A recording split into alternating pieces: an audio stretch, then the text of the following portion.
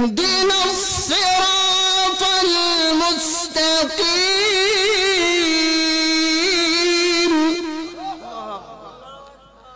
আল্লাহর কাছে প্রার্থনা করি, আল্লাহ ইহদিনাস সিরাতাল মুস্তাকিম, সিরাতে মুস্তাকিমের পথ দেখাও, সিরাতে মুস্তাকিম দেখাও, সিরাতে মুস্তাকিম দান করো। আল্লাহর কাছে প্রার্থনা করি, ইহদিনাস সিরাতাল মুস্তাকিম। এটা কোন পথ? এটা হলো সেই পথ মিনান নাবিয়িনা ওয়াস সিদ্দিকিন ওয়াশ শুহাদাই ওয়াস সালিহিন। আল্লাহ বলেন সেটা হলো ওই সমস্ত বান্দাদের পথ নবীগণ যেই পথে চলেছেন। সুবহানাল্লাহ। সেই সিরাতে মুস্তাকিম হলো নবীরা যেই পথে চলেছেন, শুহাদায়ে কেরাম যেই পথে চলেছেন, সিদ্দিকীনগণ যেই পথে চলেছেন, সালেহীন নেককার বান্দারা যেই পথে চলেছেন, সেটা হলো সিরাতে মুস্তাকিম। আমরা আল্লাহর কাছে প্রার্থনা করি, আল্লাহ এই পথটা দেখাও আমাদের, সোজা পথ। এটা কোন পথ? এটা জান্নাতে যাওয়ার সোজা পথ, কোন ধরনের বাঁকা নাই। সোজা পথ হইলে রাস্তা তাড়াতাড়ি হয় না? আর জোরে কোন? একবারে জান্নাতে যাওয়ার সোজা পথ। হযরত আব্দুল্লাহ ইবনে মাসউদ রাদিয়াল্লাহু তাআলা আনহু থেকে বর্ণনা, রাসূল সাল্লাল্লাহু আলাইহি ওয়াসাল্লাম একদিন একটা রেখা আঁকলেন। রেখা বুঝেন তো? একটা টান দিলেন,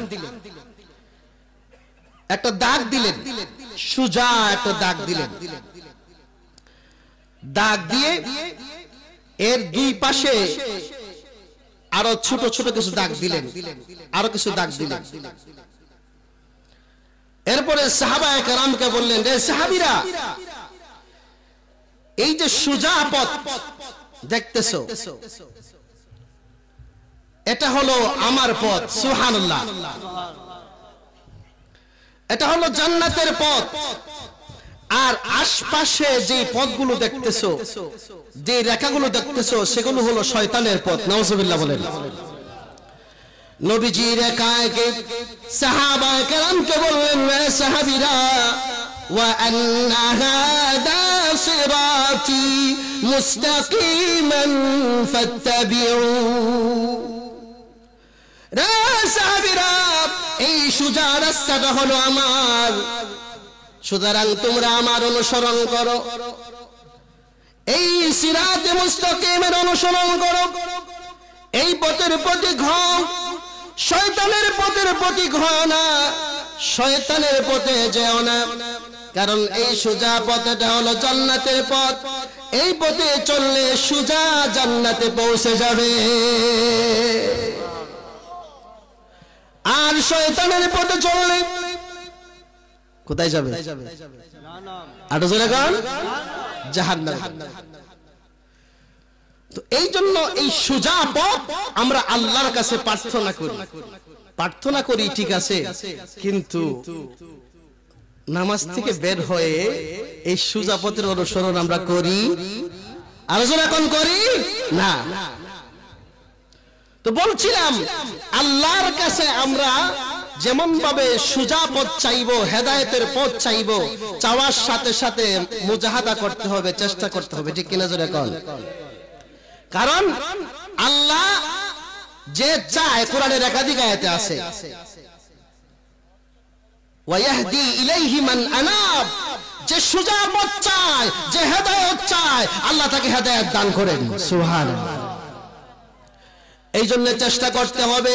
আমার আল্লাহ পবিত্র কোরআনে বলেছেন, ওয়াল্লাযীনা জাহাদু ফীনা লানাহদিয়ান্নাহুম সুবুলানা ওয়া ইন্নাল্লাহা লামাআল মুহসিনিন। আল্লাহ রাব্বুল আলামিন বলেন, হে দুনিয়ার মানুষেরা, ওয়াল্লাযীনা জাহাদু ফীনা লানাহদিয়ান্নাহুম সুবুলানা, যারা আমার হেদায়েত পাওয়ার জন্য চেষ্টা করবে, মুজাহাদা করবে, বলরামপুরের মাহফিলে আসবে, হেদায়েত যেখানে পাওয়া যায় সেখানে যাবে, চেষ্টা করবে, মুজাহাদা করবে। আমার আল্লাহ বলেন, আমার হেদায়েত পাওয়ার জন্য, জান্নাতের পথ পাওয়ার জন্য একটা নয়, দুইটা নয়, আমার আল্লাহ বহু বচন ব্যবহার করে বলেন, তোমার জন্য হেদায়েতের অনেকগুলো রাস্তা আমি খুলে দিব, কিন্তু তোমার চেষ্টা করতে হবে। কারণ বান্দার চেষ্টা শেষ, আল্লাহর সাহায্য শুরু। বান্দার চেষ্টা শেষ, আল্লাহর সাহায্য শুরু। আমাদের চেষ্টা যেখানে শেষ হবে সেখান থেকে আল্লাহর সাহায্য শুরু হয়ে যাবে। সুবহানাল্লাহ। কিন্তু আমাদের চেষ্টা করতে হবে, আমাদের চেষ্টাকে বাকি রাখলে হবে না। আমাদের যতটুকু চেষ্টা আছে, মনে প্রাণে সর্বদিকে যতটুকু চেষ্টা আমাদের আছে, ক্ষমতা আছে, আমরা যখন পরিপূর্ণ চেষ্টা ব্যয় করব, আমি জান্নাত পাওয়ার জন্য, হেদায়েতের পথ পাওয়ার জন্য, আমাকে সাহায্য করবেন কে? আল্লাহ। তো এই জন্য চেষ্টা করতে হবে।